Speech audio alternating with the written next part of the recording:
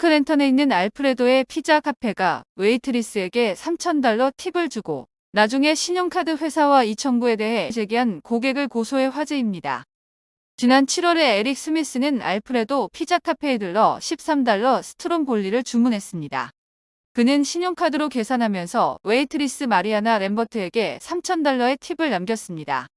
그는 웨이트리스 마리아나 램버트에게 예술을 위한 팁이라는 소셜미디어 트렌드의 일부라고 하면서 관대한 팁을 남겼습니다.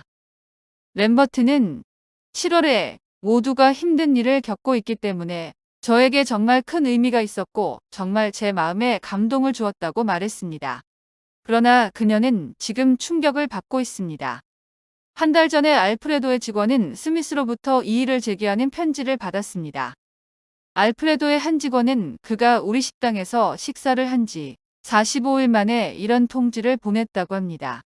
알프레도 피자 카페는 이미 회사 수표로 마리아나에게 $3,000를 지불했기 때문에 손실을 입었습니다.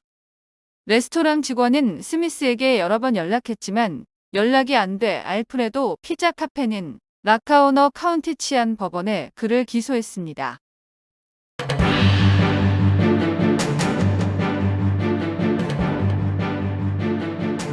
지난해 운영이 중단됐던 투자이민이 최근 재개되면서 중국, 인도 부유층이 몰리는 가운데 한국인 신청자들도 늘고 있는 것으로 알려졌습니다. 블룸버그 통신은 미국이 투자 이민을 재개한 후 자금을 해외로 빼내려는 부유한 중국인들이 몰리고 있다는 뉴스를 전했습니다.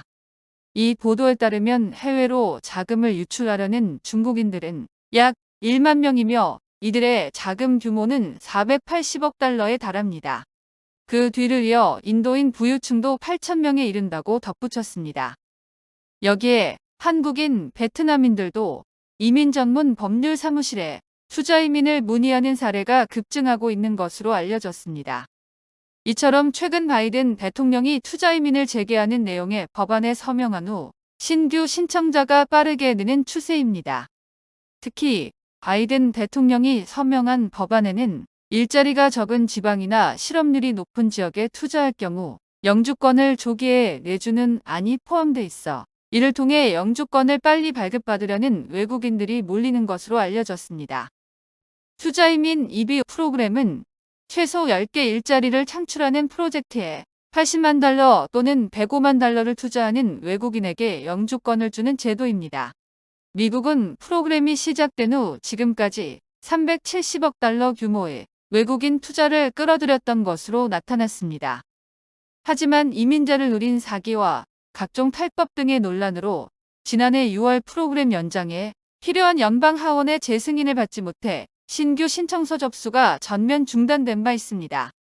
투자이민은 부유한 외국인에게 영주권을 제공하는 제도로 인식되면서 미국 내에서도 그동안 논란이 많았습니다.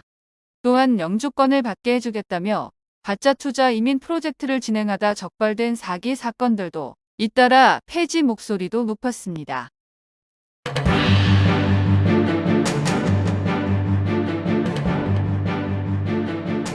뉴저지주는 소기업을 대상으로 $50,000까지 장기저리로 대출해주는 프로그램 신청 접수를 다음 달 9일부터 시작합니다. 이번 지원 프로그램은 코로나 팬데믹 복구 과정에서 그동안 상대적으로 지원에서 소외됐던 10인 이하 소기업을 위한 것입니다. 신청 기업당 최대 $50,000까지 대출이 제공되는 이 프로그램은 10년 만기 조건이며 이자율은 2%로 시중 이자율보다 크게 낮습니다. 대출 승인 후 첫 1년간은 원금이나 이자에 대한 납부가 필요 없으며 2년 차부터 상환을 시작하면 됩니다. 특히 5년 차까지 연체 기록이 없고 업체가 계속 운영되면서 대출금을 승인된 목적으로만 사용했을 경우 남은 부채 잔액은 탕감받을 수 있습니다. 이번 프로그램에 따른 융자를 신청하려면 업체의 풀타임 직원이 10명 이하여야 합니다. 또 가장 최근 회계 연도 기준 연간 매출이 $150만 초과하면 자격이 주어지지 않습니다. 대출 신청일로부터 최소 6개월 전에 회사가 구성됐어야 하고 주정부에 합법적으로 등록된 기업이어야 합니다. 대출 신청인 즉 기업 대표의 신용점수는 최소 600점 이상이어야 합니다. 이번 프로그램은 지난 2020년 발효된 뉴저지 경제회복법의 일환으로 시행되는 것으로 주정부는 소기업 팬데믹 복구 지원을 위해 총 2천만 달러의 예산을 책정해놓고 있습니다. 지원 자금이 한정돼 있어 선착순으로 마감합니다. 융자 신청은 오는 10월 9일 10시부터 시작됩니다.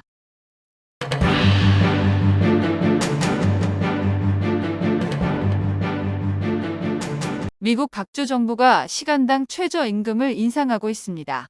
올 미국 전체 주의 절반이 넘는 26개 주가 최저임금을 인상할 예정입니다. 뉴저지주는 내년 1월부터 시간당 최저임금을 1.13달러 인상한다고 발표했습니다. 기존 13달러에서 1.13달러 오른 14.13달러로 인상됩니다. 뉴저지 정부는 20일 2019년 발효된 최저임금 인상법에 따라 시간당 최저임금을 14달러 13센트로 2023년 1월 1일부터 시행한다고 밝혔습니다. 뉴저지주는 2024년 1월 1일에 15달러까지 임금 인상을 법안에 포함시켰습니다. 이는 소비자 물가지수의 급격한 상승과 더불어 최저임금 인상폭도 결정될 수 있다는 취지입니다. 시카고시는 올해 14에서 15달러인 최저시급을 14.50에서 15.40달러로 인상했습니다. 시애틀시의 최저임금은 17.27달러이며 시 택시는 접객업과 운수업계 종사자의 경우 17.54달러입니다. 가주 최저임금은 현재 15달러이며 대형 패스트푸드 업체는 시간당 임금이 내년에 22달러 이상으로 올라가는 법안이 통과돼 개빈 뉴섬 주지사의 서명으로 발효됐습니다. 또한 현재 터빌라시는 워싱턴주 최저임금인 시간당 14.49달러가 적용되고 있습니다. 캘리포니아 최저임금은 직원 25명 이하 사업체는 시간당 14달러, 26명 이상 사업체는 15달러이며 내년 1월부터는 직원 수와 상관없이 15달러 50센트로 오를 예정입니다. 지난달 펜실베니아주 소비자 물가는 2021년 8월 대비 8.3% 상승해 7월에 8.5%보다 하락했습니다. 특히 알코올 음료는 6월 이후 7.5% 증가해 급등세를 보였습니다. 곡물은 4.4%, 육류, 가금류, 생선, 계란은 3.6% 증가했습니다. 의료비도 7월보다 0.8% 증가해 전년 동기 대비 5.6% 증가했습니다. 급격한 임금 인상이 임금과 물가의 악순환을 불러올 수 있다는 우려의 목소리도 커지고 있습니다. 물가 상승과 임금 인상은 매우 밀접한 관계를 유지하는 손의 양면과 같습니다. 임금과 물가의 악순환은 소비자 물가지수가 시간당 최저임금에 영향을 주어 고물가는 임금 인상으로 연결됩니다. 또한 높은 임금 상승은 다시 물가를 상승시키는 반복된 악순환으로 이어집니다. 이는 1970년대 하이퍼 인플레이션을 초래한 요인으로 세계가 경험한 바 있습니다. 현재 펜실베니아는 시간당 최저임금이 7.25달러입니다. 다른 주와 비교하면 매우 낮은 편인데 실제 임금과는 큰 차이를 보이고 있고 한편에서는 시간당 최저임금을 더 인상해야 한다는 목소리가 나오고 있습니다.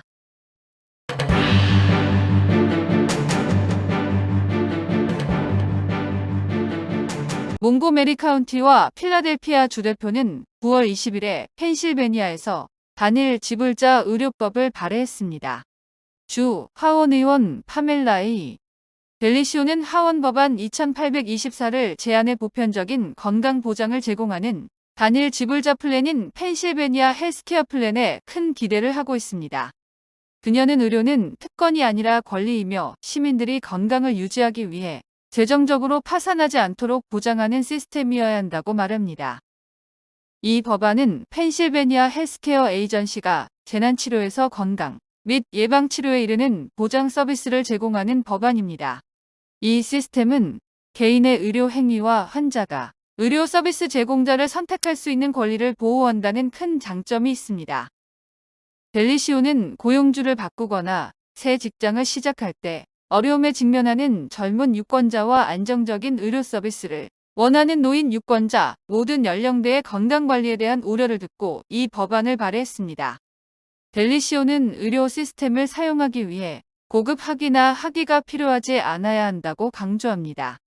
또한 그녀는 32개의 다른 산업화된 국가가 시민들을 위해 이것을 현실로 만들 수 있었다면 우리도 할 수 있다고 강조합니다. 단일 보험 의료 법안은 2005년 이후 펜실베니아에서 6번 도입되었으며 벨리시오는 이 법안을 이전에 2번 개인적으로 발의했습니다. 벨리시오는 이번 법안을 재발의함으로써 고용 상태에 관계없이 의료 접근이 공평하고 저렴하며 이용 가능해야 한다는 사실이 강조되기를 희망하고 있습니다. 단일 보험 의료 시스템은 한 조직에서 관리하는 의료 프로그램을 의미합니다. 전 세계에서 찾을 수 있는 이런 단일 보험 의료 시스템은 자금 조달 방식, 자격 요건, 제공하는 혜택 등에 따라 다를 수 있습니다. 모두를 위한 메디케어는 단일 보험 의료 시스템의 한 유형일 뿐입니다.